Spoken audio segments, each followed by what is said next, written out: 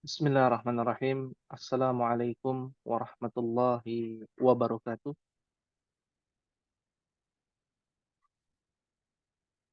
Alhamdulillah,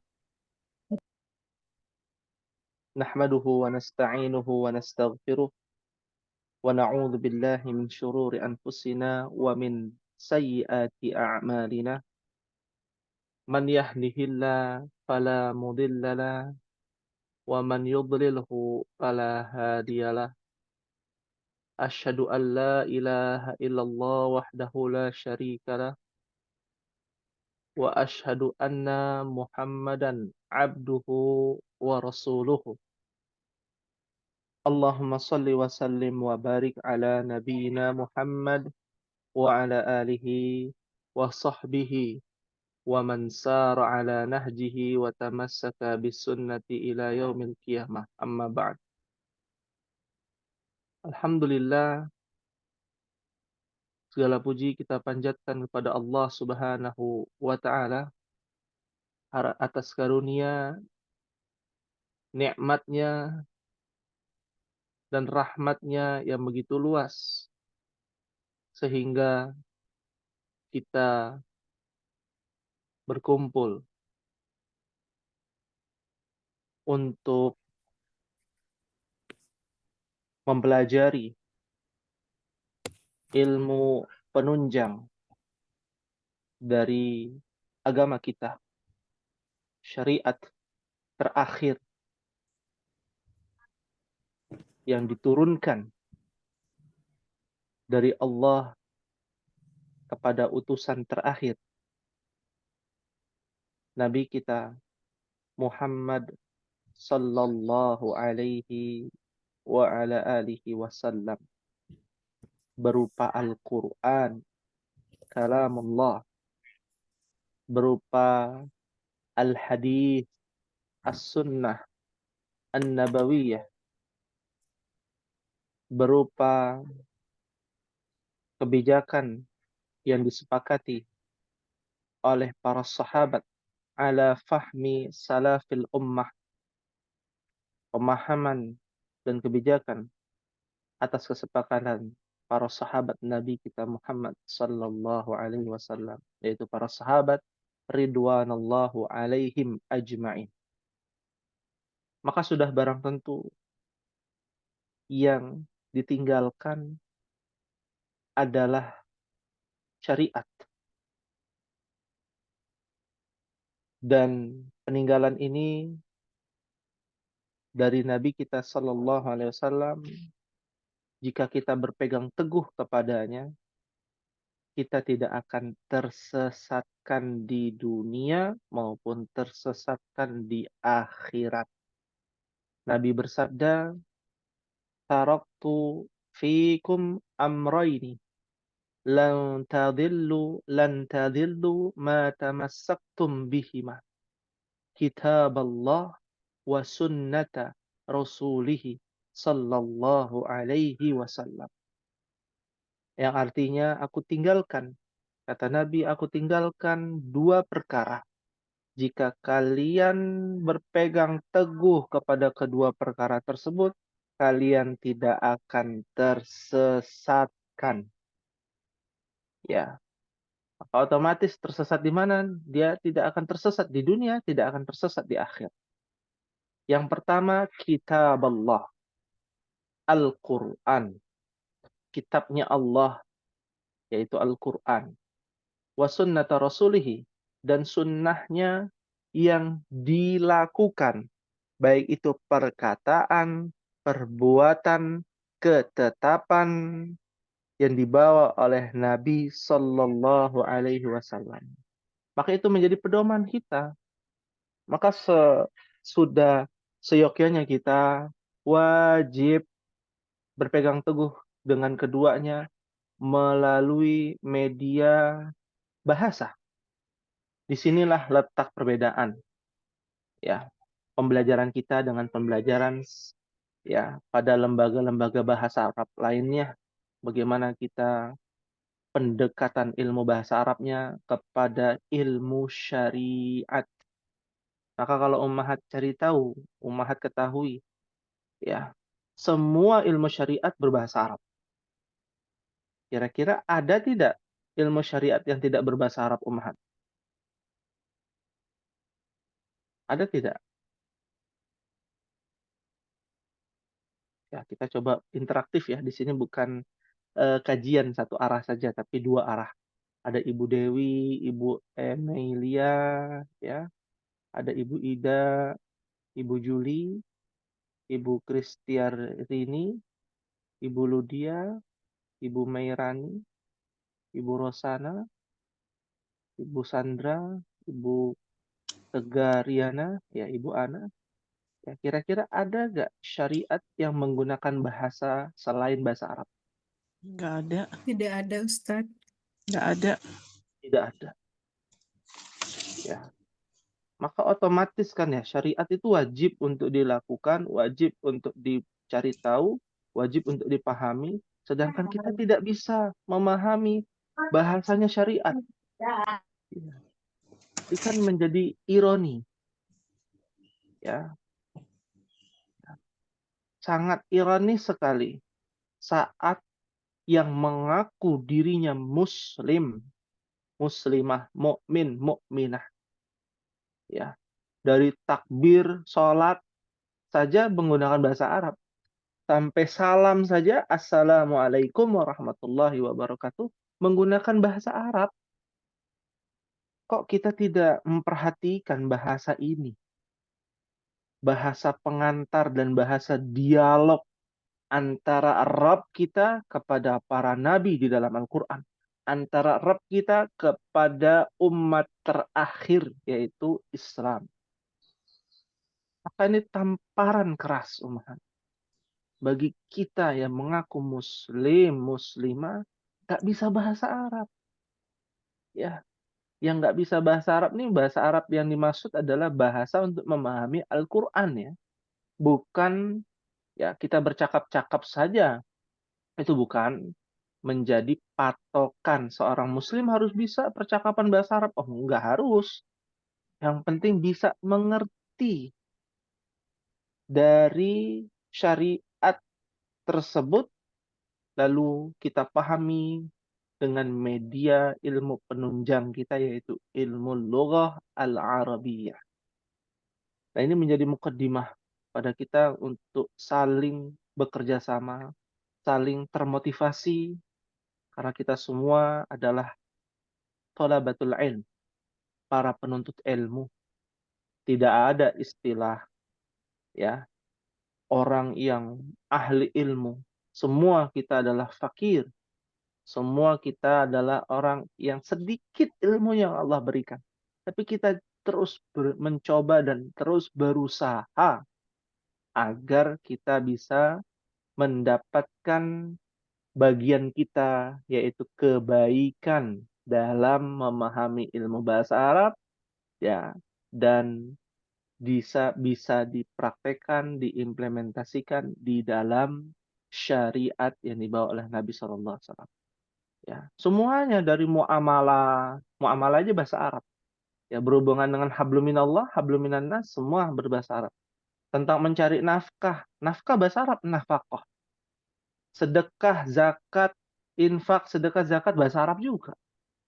Ya, kedekatan kita dengan bahasa Arab itu sangat luar biasa karena ya terikat dengan histori, sejarah, ya, tarikh tentang sejarah kita di Indonesia dengan bangsa Arab ataupun dengan bahasa Arab itu sendiri. Akhwati fillah rahimani Allah wa iyyakunna, kita akan masuk ummahat.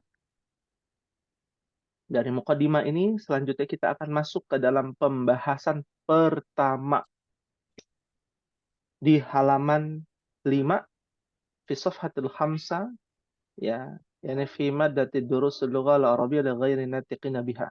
Di pelajaran durusul lughah, artinya pelajaran-pelajaran bahasa, ya.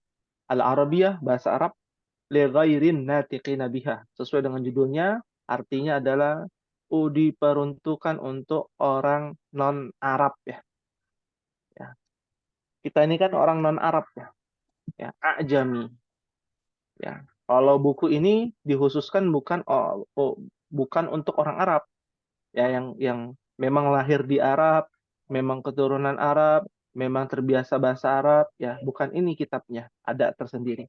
Nah, ini adalah kitab buku yang diperuntukkan untuk orang-orang di luar Arab, ya, orang Indonesia, Malaysia, ya. Kalau di Universitas Madinah itu digunakan untuk kelas bahasa, ya, di Madinah Al-Munawwarah, ya, Jami'ah Al-Islamiyah di Madinatil Munawwarah atau di Madinatin Nabawiyah. Maka langsung saja kepada ad-darsul awal, artinya pelajaran pertama. Ini kedekatannya sudah muncul nih, awal, ya. Kalau kita buat cerita kan bahasa Indonesia awal mulanya gitu ya, awalnya ya. Itu dari bahasa Arab, artinya ad-darsul awal, pelajaran pertama, ya. Dengan metodologi menjelaskan kaidahnya dulu baru contoh Ummahat. Jadi kita saat ini harus belajar yang namanya mempelajari kaidah dan setelah itu baru mempelajari contohnya. Nah, ya. Kita coba dulu untuk memperkenalkan tentang kaidah bahasa Arab, ya. Ada sebuah kaidah bahasa Arab yang disebut dengan mubtadaun wa khobarun. Ya, ada di papan tulis ya. Apakah bisa terlihat, Ummahat?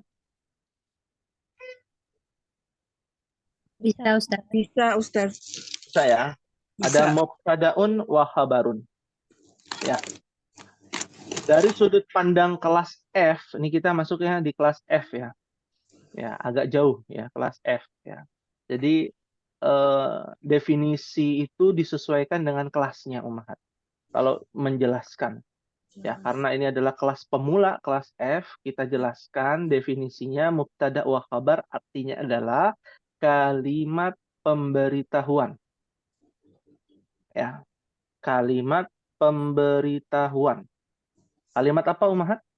Kalimat pemberitahuan. Pemberi ya, ada kalimat pemberitahuan. Seperti dalam bahasa Indonesia, ini Budi. Nah, itu kan pelajaran bahasa Indonesia tuh.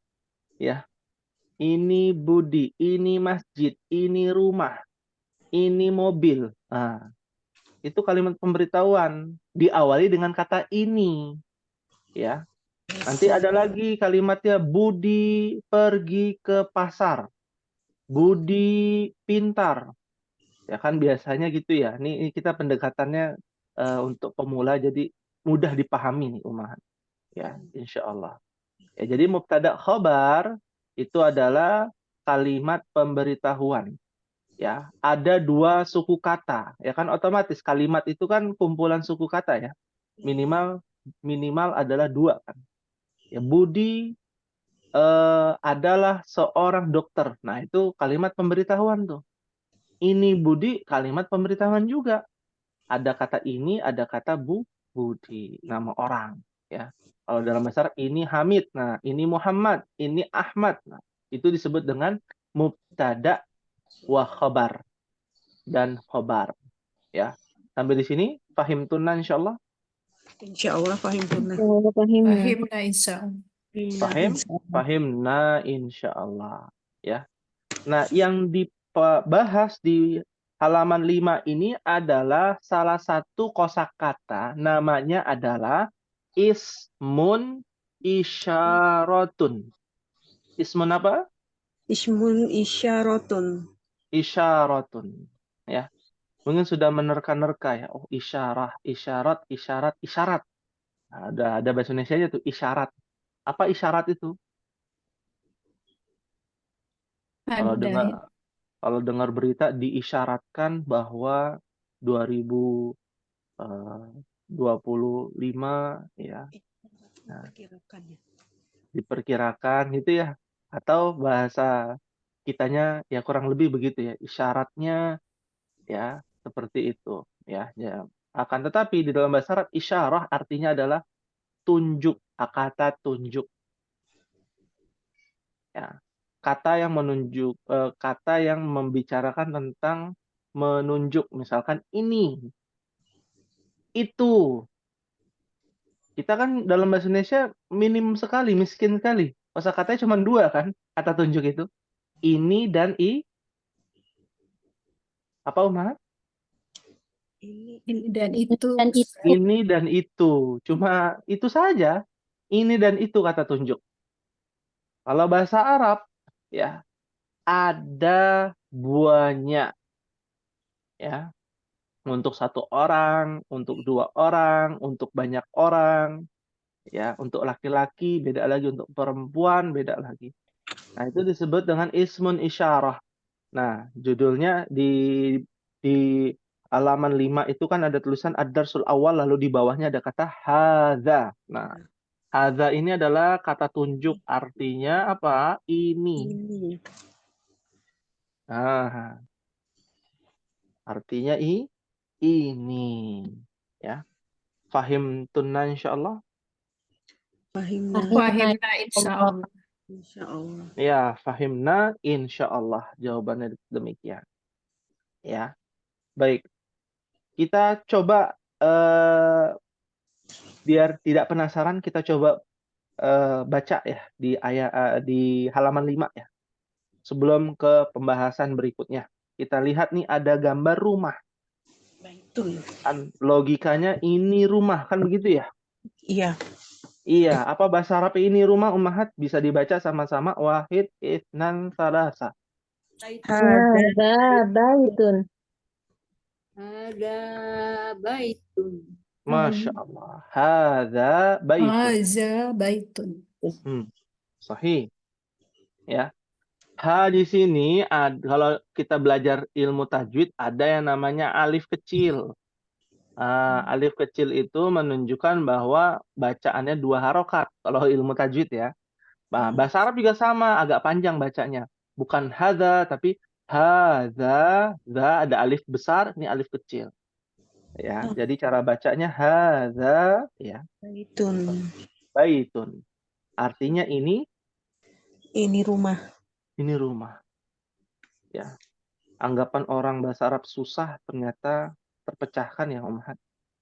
Bahasa Arab itu mudah. Memang susah. Awalnya Ustaz Musda. Ada. Kalau udah masuk khobar Ustaz. Mungkin penyampaiannya ya Umhat yang membuat kita bingung. Ya. Penyampaian metodenya kalau menurut Ana ya. Kenapa demikian? Karena begini.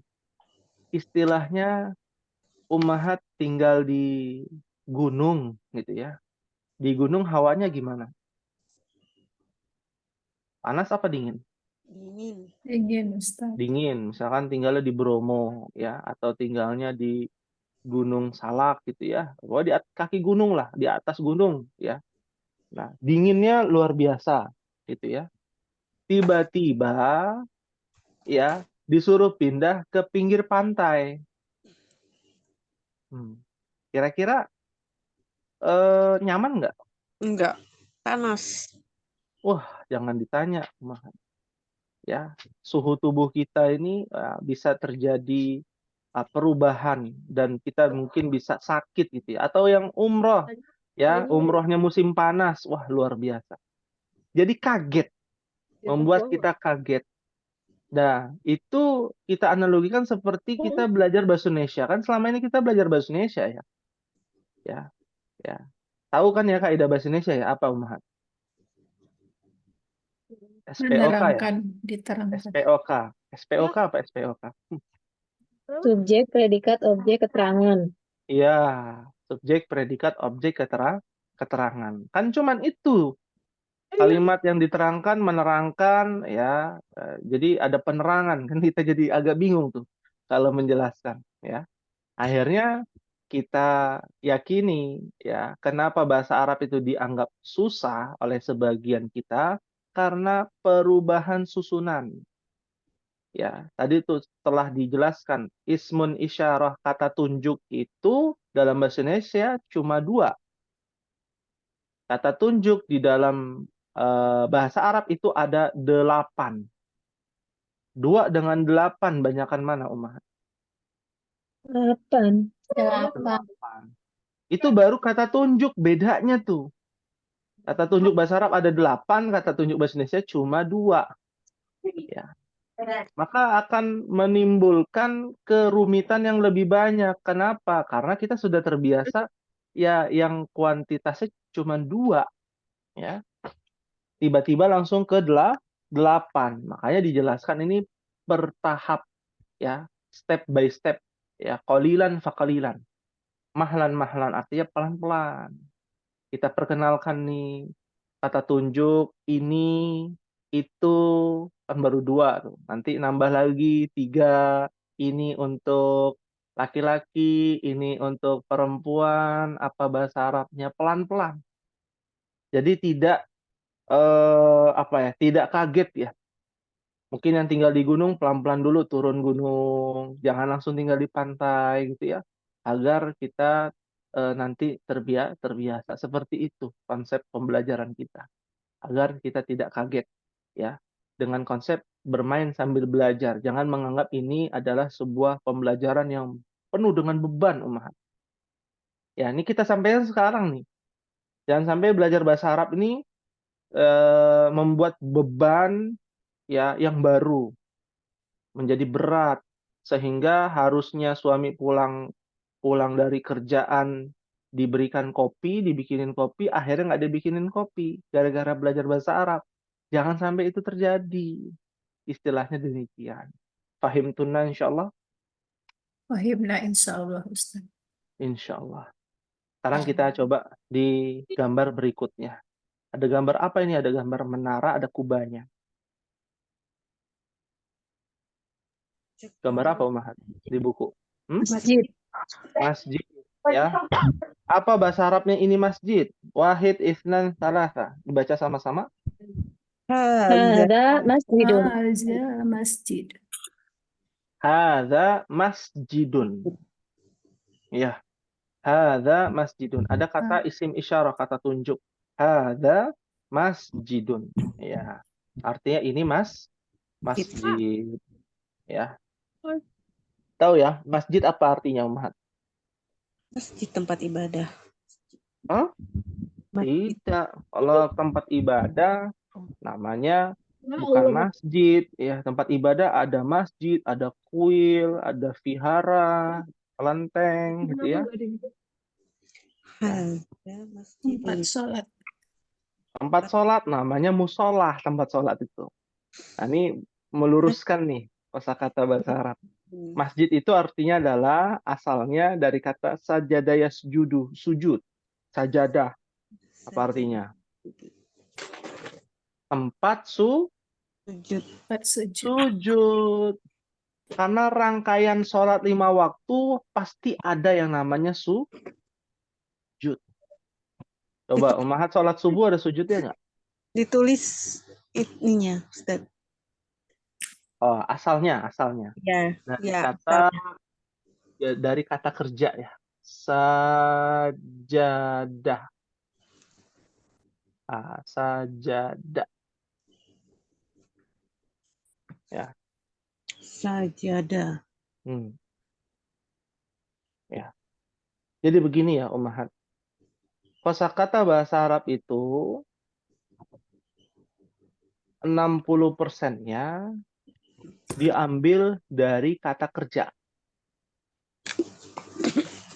Ya. Contoh kalau dalam bahasa Indonesia nih, ada juga kan dalam bahasa Indonesia, misalkan apa namanya? Kita tahu ada apa namanya? Tempat memasak. Apa namanya tempat memasak, Ummahat? Dapur ya. Dapur bahasa Indonesianya tempat memasak ya dapur gitu ya. Nah, tempat memasak itu dapur. Kalau pekerjaannya namanya Memasak. memasak. Ya. Jadi koki gitu ya. Ada nama lainnya, tapi bahasa Indonesianya juga benar kan? Tempat memasak dapur dan perbuatannya namanya memasak ya. Memasak nggak harus koki, ibu-ibu memasak, bapak-bapak memasak, gitu ya. Nah, itu yang dimaksud dalam bahasa Arab. Tempat untuk sujud diambil dari kata sajadah. Sajadah artinya melakukan perbuatan sujud. Kenapa masjid itu artinya adalah tempat untuk sujud? Karena ditegakkannya sholat, terutama sholat fardhah. Sholat 5 waktu itu pasti ada sujud. Ulah kan semua sholat bukannya ada sujudnya? Tidak semua. Ada sholat yang tidak ada sujud. Dan ruku, sholat apa Umahat? Jenazah. Sholat Sholat jenazah. jenazah. Sholat jenazah atau sholat Koi. goib. Oh berarti nggak harus di masjid? Iya betul. Ya, ada yang meninggal, ada lapangan, sholat di lapangan boleh. Ya, jenazahnya dibawa ke lapangan karena tidak muat di dalam masjid, ya karena bukan menjadi kewajiban mensolatkan jenazah harus di masjid. Ya, itu dari asal kata masjidun. Ya, fahimtunlah. Fahimna. Ya, fahimna insya Allah. Ya, baik. Kita lanjutkan Ummahat. Ya, ini ditulis ya keterangannya bahwa 60% kosakata bahasa Arab itu diambil dari kata kerja. 40%-nya dari asal dari sana asalnya memang tidak ada penjelasannya seperti itu. Ya, kayak kita kan bahasa Indonesia, Ummahat tahu apa namanya pengki ya, tahu pengki ya Ummahat? Tahu Tahu. Ustaz. Tahu ya. Asal katanya dari mana pengki? Ada yang tahu nggak? Yang nggak usah pengki lah, sapu lah. SAPU gitu ya, sapu. Ini kan orang Indonesia semua kan ya? Iya. Iya. Iya, orang Indonesia semua ya. Sapu itu asalnya dari mana, Umahat? Asal katanya. Ya sapu.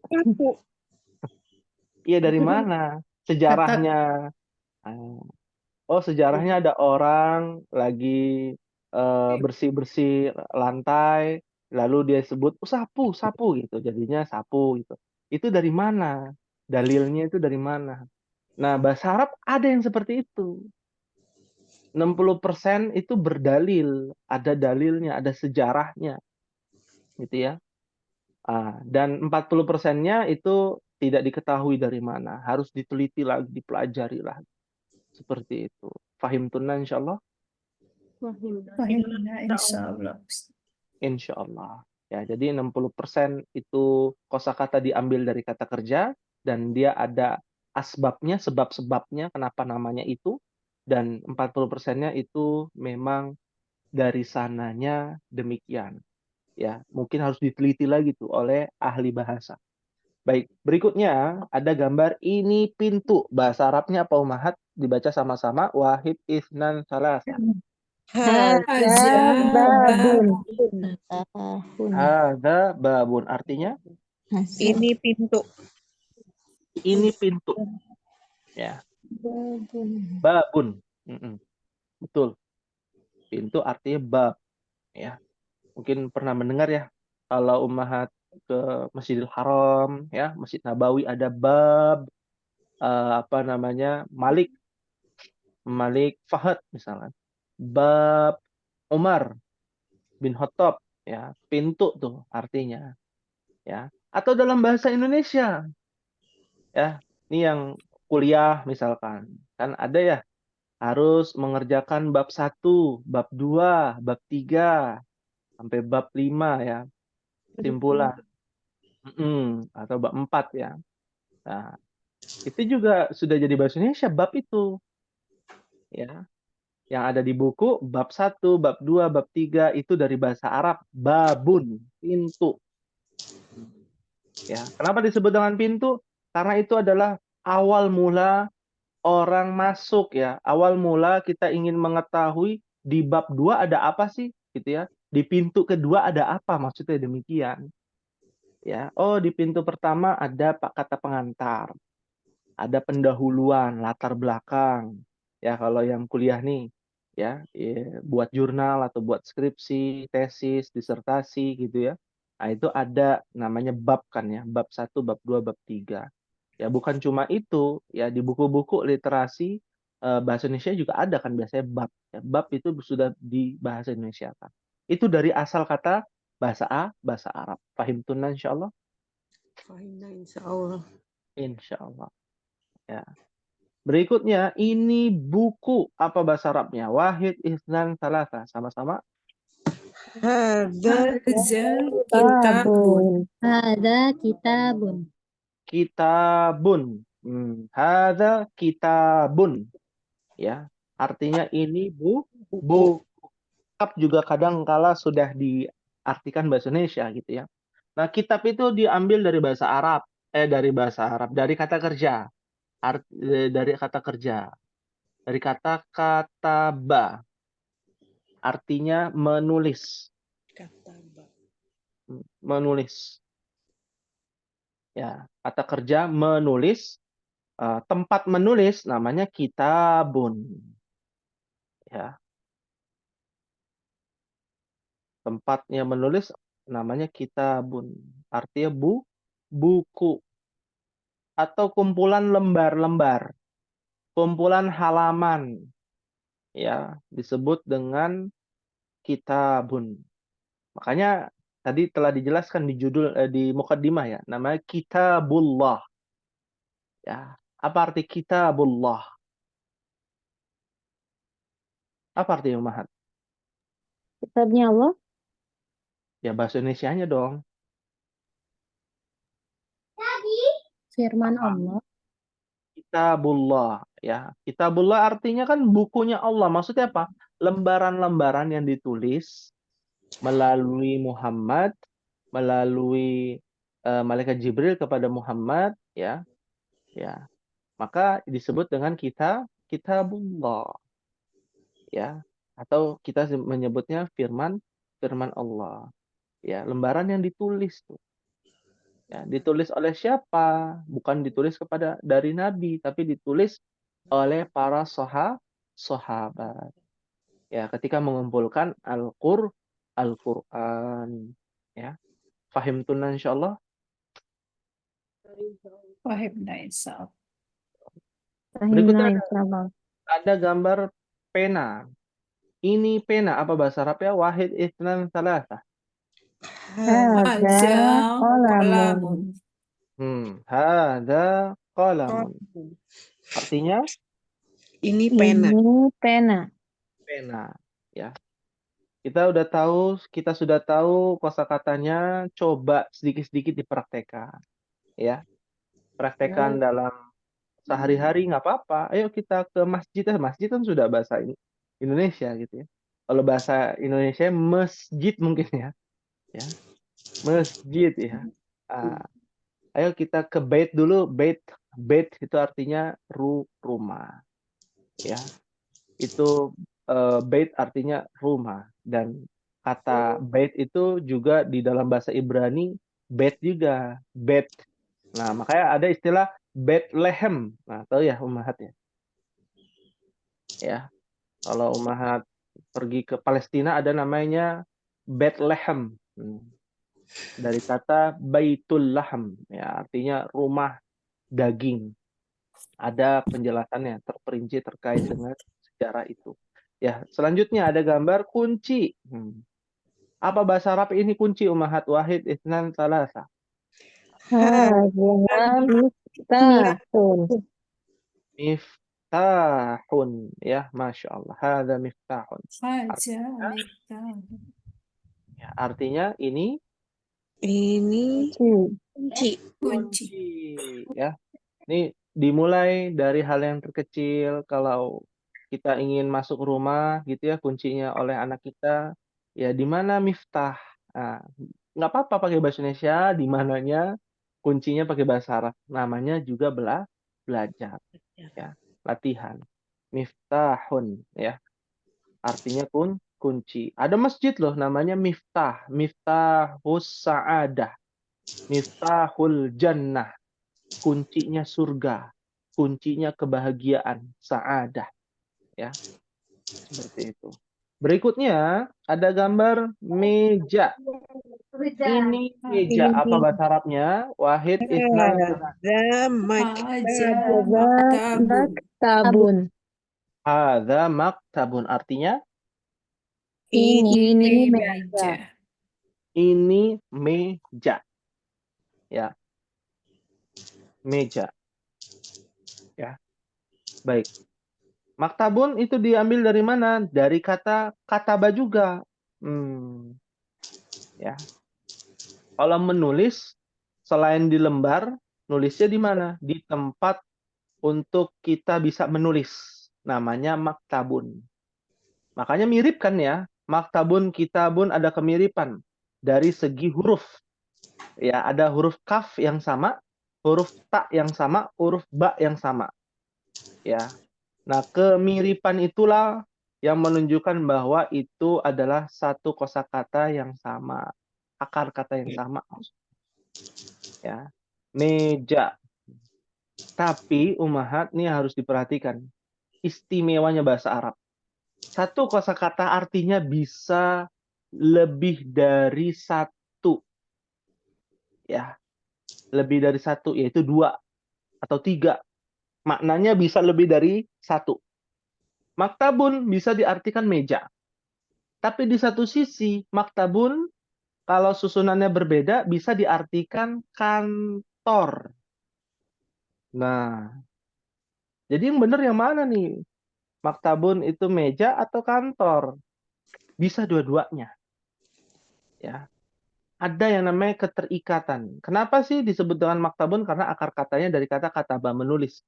Tempat untuk menulis di buku, namanya kitabun. Dan tempatnya menulis, kalau kita ingin menulis kan tempat wadahnya selain buku itu di mana? Di atas meja. Ya, kita menulis di atas meja disebut dengan maktabun. Dan kumpulan-kumpulan buku atau kumpulan-kumpulan meja itu berada di mana? Maktabun juga. Artinya kan kantor. kantor, ya. Ya. Ada nggak kantor yang nggak pakai meja? Nggak ada. Nggak ada. Ya, nggak ada. Kantor pos aja pakai meja. Ya, kantor yang biasa saja tetap ada mejanya, gitu ya. Banyak meja itu menjadi kewajiban. Kantor itu harus ada meja. Seperti itu. Paham tunan insyaallah? Insya Allah fahim. Fahimna, insyaallah. Insyaallah. Baik, nanti kalau ada pertanyaan bisa langsung ya ditanyakan Ummahat. Berikutnya, ini ranjang atau tempat tidur. Apa bahasa Arabnya Ummahat? Hadza Haja sarirun. sarirun. Hadza sarirun. Ini ranjang atau tempat Tip. tidur. Bukan kasur ya. Kasur beda lagi. Oh, Kasur beda lagi, spray beda lagi, bantal beda lagi, selimut beda lagi. Maksudnya kayak dipan, Ustazah? Ustaz. Iya, ya, dipan. Ya, tapi sudah satu paket ya. Di dalamnya ada kasurnya atau kita bilangnya tempat tidur, dipan atau ranjang ya. Ya, antara itu dipan, ranjang ataupun tempat tidur. Sarirun itu. Ya. Kalau di sini nggak ada gambar guling. Memang tidak ada dia di Arab guling ya. Ummahat yang pernah ke Arab ada guling nggak di hotelnya? nggak ada. Nggak ada. Ya. Guling itu hanya ada di Indonesia. Nggak tahu kalau di Malaysia ya. Di Indonesia yang pasti. Selain itu nggak ada. Di Arab tidak ada guling. Karena itu dari sejarahnya dari zaman Belanda ya. Nanti bisa di searching sendiri. Karena itu tidak untuk kita bahas ya. Intinya guling juga ada bahasa Arabnya. Bantal ada lagi bahasa Arabnya. Ya, sarirun itu hanya ranjang saja. Mau ada kasurnya, mau nggak ada kasurnya, namanya sarirun juga. Yang penting ada ranjang, dipan, atau yang namanya tempat tidur. Ya, fahim tunna insyaallah? Fahimna insya Allah. Insyaallah. Ya. Yang terakhir, ini kursi paling gampang ini. Ya. Wahid, itsnan, salasa. Sama-sama. Hadza kursiyun. Pakai tasydid nggak Ustaz? Siyun. Nah, itu ada titiknya di bawah ya Kursiyun. harusnya. Kursiyun. Nah, Kursi. Kursiyun. kursiyun ya. Kursiun itu artinya apa, Umahan? Si. Kursi. Kursi ya. Kursi dari bahasa Arab ya. Ini harus diingat nih. Kursi dari bahasa Arab, Umahan. Sekarang lebih dulu mana, bahasa Arab apa bahasa Indonesia? Bahasa Arab. Bahasa Arab. Bahasa Arab. Jadi kursiun itu dari bahasa Arab, artinya kursi. Bukan bangku ya. Beda lagi kalau bangku bahasa Arabnya adalah maq'adun. Maq'adun. Maq'adun ya. Maq'adun. Artinya bangku ya. Nah, di pertanyaan nih untuk orang kita nih, orang Indonesia. Bedanya apa kursi sama bangku, Umar? Bang. Bangku buat di taman sih. Oh gitu, berarti nggak boleh, kursi nggak boleh di taman gitu ya? Kalau Kursi ada sejarahnya, bangku enggak. Ada sebenarnya kalau bangku nggak ada. Diulangi suaranya? Kursi ada sandarannya, kalau bangku itu nggak ada sandarannya. Kalau bangku nggak ada sandarannya, kalau kursi ada sandarannya gitu ya? Berarti kalau Umahat pergi ke mebel gitu ya, Pak mau beli bangku, tapi nggak boleh ada sandarannya gitu ya. Ya lalu yang punya mebel, oh ini bangku, ada sandarannya, bangku namanya. Ya. Jadi gimana Umahat? Ya. Ternyata bahasa Indonesia lebih susah ya. Iya. Orang Indonesia nggak ngerti ya bangku sama kursi. Nanti searching lah ya, searching cari tahu. Sekarang kan semua sudah canggih ya, cari tahu aja ya mana perbedaan bangku dengan kursi ya. Sampai di sini fahim tuna Umahat? Fahimna. Fahimna insyaallah. Fahimna insya Allah. Ada yang ditanyakan? Silakan yang mau bertanya.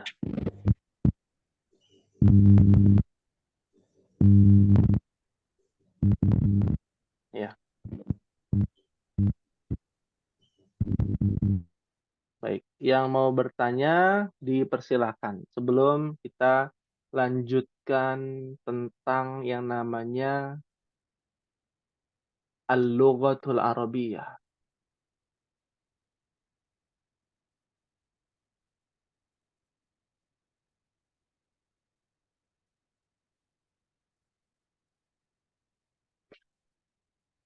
Ya. Kalau tidak ada pertanyaan ya, Umahat, insyaallah. Paham? Fahimna. Fahimna insyaallah. Insyaallah. Nah, Fahimna insyaallah. fahimna insyaallah. Baik. Kalau tidak ada pertanyaan, saya ingin menekankan kembali ya bahwa bahasa Arab itu mudah. Taunya dari mana? Yang pertama dari segi keluarga bahasa Arab. Jadi kita analogikan seperti bahasa Arab itu seperti keluarga. Ya. Ada yang namanya abi. Apa artinya abi, Umahat? Bapakku. Bapak. Bapakku. Ya, ada ummi. Apa Mamaku. ummi? Mamaku. Ya, mamaku. Ya. Ibuku gitu ya. Ada yang namanya ibni. Ibni artinya anakku. Ya, anakku. Ya. Ada yang namanya bapaknya bahasa Arab, ada yang namanya ibunya bahasa Arab, dan anaknya bahasa Arab. Ketika suami istri punya anak, bahagia gak kira-kira Ummahat? Iya. Bahagia, ya. Dan tujuan pernikahan itu apa? Ketenangan. Sakinah, mawaddah, warahmah, bahasa Arab lah gitu. Ya. Sakinah, mawaddah, warahmah. Ketenangan, ketentraman, ya, ketentraman jiwa, ketenangan hati gitu ya. Nah, itu tujuan utamanya dalam berumah tangga. Bahagialah istilahnya, bahagia. Nah, kita jelaskan secara singkat ya. Apa sih bapaknya bahasa Arab? Ini tujuannya untuk mempermudah ya, mempermudah ummahat bahwa kita menganalogikan bahasa Arab itu seperti satu keluarga. Ada bapaknya, ada ibunya, ada anaknya. Ketiga-tiga itu harus rukun. Kalau ketiga-tiganya rukun, hidupnya bahagia. Ya, fahim tunan insyaallah. Fahimna. Ya, fahimna insyaallah. Nah, apa bapaknya bahasa Arab? Bapaknya adalah an-nahwu. An-nahwu. Ibunya namanya as-sarfu. Bisa dicatat dulu. Ya, as-sarfu. Dan anaknya namanya al-mufradat. Nah, ya. An-nahwu. As-sarfu al-mufradatu. Ya. Bapaknya bahasa Arab namanya an-nahwu. Ibunya bahasa Arab namanya sorof atau as-sorfu. Nah, anaknya bahasa Arab namanya mufradat. Ya. Tiga ilmu ini harus dipelajari ummahat.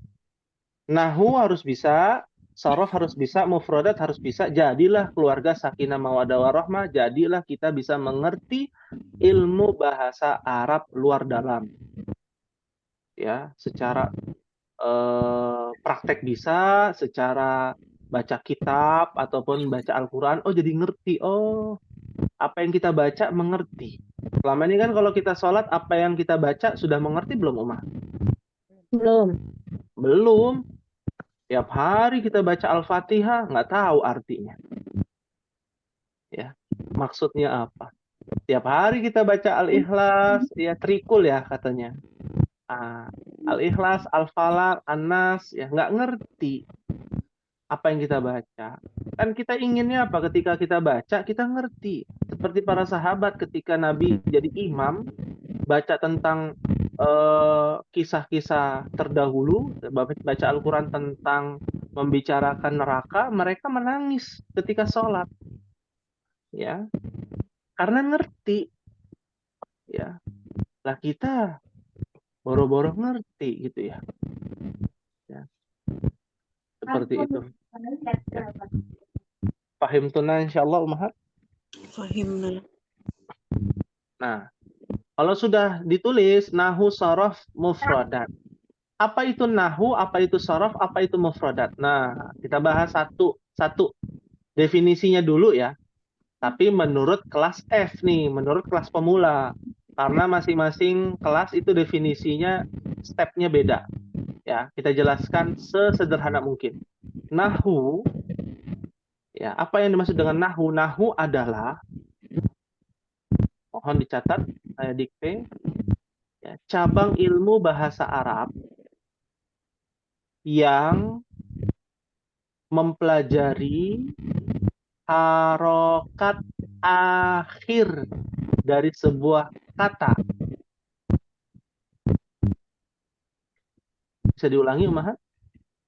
Ulangin Ustaz. Ya. Ya. Nahu adalah cabang ilmu bahasa Arab yang mempelajari harokat akhir dari sebuah kata. Atau, tambahin lagi, atau kalimat. Nah, ini yang nggak ada dalam bahasa Indonesia. Jadi orang jadi susah, pusing gitu ya. Ada kalau pergi jauh dari Indonesia, ummahat ke umroh gitu ya, ada jet lag gitu ya. Nah, kaget ya, suhunya beda gitu ya. Nah, ini yang terjadi nih. Jadi dianggapnya sulit ilmu nahwu, ya, ilmu bahasa Arab ya. Misalkan ummahat di dalam bahasa Indonesia kan ada namanya buku-buku kitabun ya. Ya udah buku, akhirannya u gitu ya. Tapi kalau dalam bahasa Arab kitabun, bisa kitaban, bisa kitabin. Kan ada dhammah, ada dhammatain. Ada fathah, ada apa ummahat? Fathah, fathatain. Ada kasroh atau Kasrotain.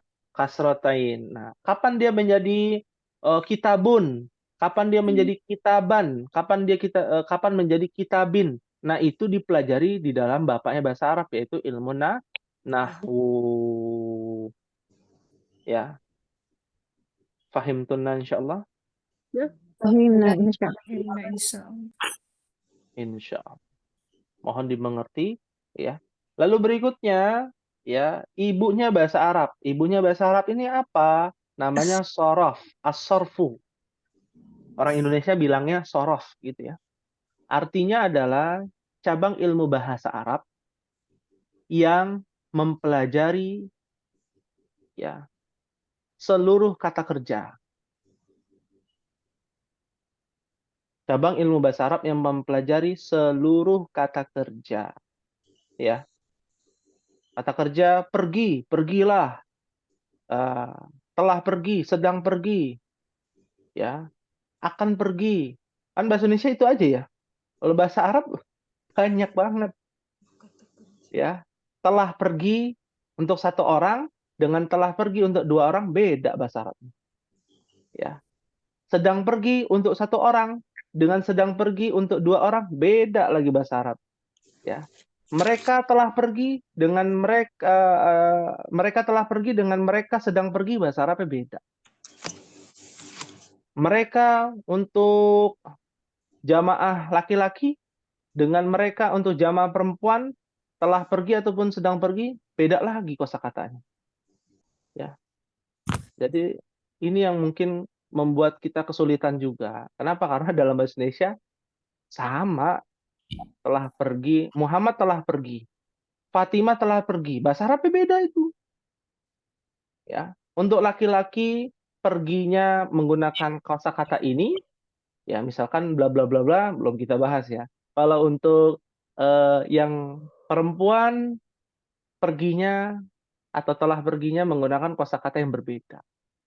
Makanya kelihatan sulit. Itu yang mungkin menyebabkan kayaknya belajar bahasa Arab ditunda dulu deh. Nah, kayaknya susah banget ya. Kalau susah, kalau bahasa Arab itu susah, harusnya Allah tidak memberikan kesusahan kepada umat akhir zaman menggunakan bahasa Arab Al-Quran itu. Pakai bahasa Indonesia aja, biar lebih mudah. Nyatanya tidak. Ya, menunjukkan bahwa bahasa Arab itu sebenarnya sangat mudah. Bagaimana kita memahaminya saja. Seperti itu. Fahimtunna insyaallah. Fahimna Fahimna insyaallah. insyaallah. Insya Ya. Terakhir ibni, anakku. Anaknya siapa? Namanya mufrodat. Mufrodat itu artinya adalah kosakata, vocabulary. Ya. Ya kan kalau belajar bahasa semua harus ada kosakatanya ya, Ummahat. Harus hafal kan ya. Kalau nggak hafal ya percuma juga. Nah, tuntutan menghafalnya bagaimana? Ya, biar kita ngerti Al-Quran aja, Ummahat. Kalau kita menuntut Ummahat menghafalkan semua kosakata, ya. Jadi nanti seperti metode anak SMP, anak SD, suruh ngafalin. Sedangkan Ummahat itu sudah pusing menghafalkan biaya bulanan, biaya pengeluaran, biaya pemasukan. Kan begitu ya? Bukankah begitu, Ummahat? Betul, Ustaz. Betul. Jadi jangan dipusingin dengan suruh ngapalin kosakata. Cukup yang tuntutan yang kita baca di dalam Al-Quran ataupun yang ada di dalam buku saja. Ya, jangan terlalu dipusingkan. Jangan menjadi beban. Fahim tunna insyaallah. Insyaallah fahimna. Ya, ada yang ditanyakan sebelum diakhiri? Cukup Ustaz. Ya, cukup ya, alhamdulillah. Ya, Ummahat yang lain ada yang bertanya? Jelas insyaallah? Insyaallah. Insyaallah. Insyaallah. Ya. Untuk contoh-contohnya nanti di pekan depan ya. Nahwu contohnya apa, sorof contohnya apa, mufradat contohnya apa. Ya, seperti itu. Baik, untuk tugas, boleh ya Ana berikan tugas Ummahat? Langsung tugas. Boleh nggak? Boleh. Oh boleh. Kan izin dulu ya. Kalau nggak boleh ya nggak jadi. Gitu ya. Boleh Ya Ustaz. harus. Ya, nah, tugasnya adalah ya ini kan ada baitun, masjidun, babun, kitabun, kolamun, miftahun, maktabun, sarirun, kursiyun. Ya. Ummahat mencari satu ayat yang ada kosakata ini. Bebas di halaman 5 ini. Misalkan ada kata hadza dalam Al-Quran. Cari. Surat apa, ayat berapa, artikan. Ditulis, lalu difoto, disetorkan. Mudah insya Allah. Baitun, kan ada tuh dalam Al-Quran, baitun. Ya. Baitullah, gitu ya. Ya. Di halaman. nah Ustaz ditulis terus difoto gitu ya? Iya, ditulis, ya, diartikan, gitu ya. Dia diharokati ya, tetap harus diharokati. Ditulis, difoto, disetorkan. Ya, fotonya itu disetorkan. Ya, ditugas. Ya. Ya. Bisa dipahami insyaallah, fahimtunna? Fahimna insyaallah. Fahimna insyaallah. Fahimna insyaallah. Ya, bebas kosakatanya. Yang penting yang ada di halaman 5. Ya, ada di halaman 5. Hadza boleh, baitun boleh, Di boleh. khusus buku tugas nggak Ustadz? Kenapa? Tugasnya ini khusus satu buku atau boleh dicampur dengan catatan? Oh, boleh dicampur.